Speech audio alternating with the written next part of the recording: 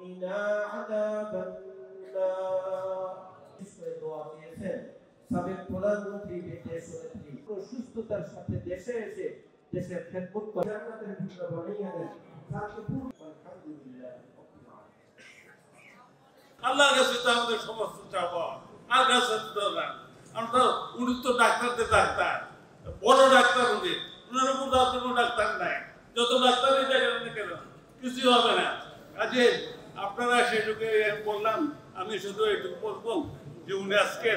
খুবই সংকটাপন্ন ওনার অবস্থান ওনাকে মিথ্যা মামলা দিয়ে যেটা বলছেন আজকে কারাগারে রাখছিল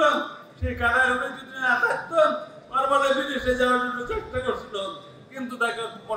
মিথ্যা মামলা দিয়ে ওনাকে কারাগারে রাখছেন এবং ওনাকে মেরে ফেলার চেষ্টা করেছেন তারেক সাহেব মেরে ফেলার চেষ্টা করছিল আমাদের সবাইকে আজকে কেউ সাথ দিতেছিল না আপনারা কত লোক সাথ দিতেছিলেন আপনারা বলতে পারবেন যে কত 17 বছর কত সাথ দিতেছিলেন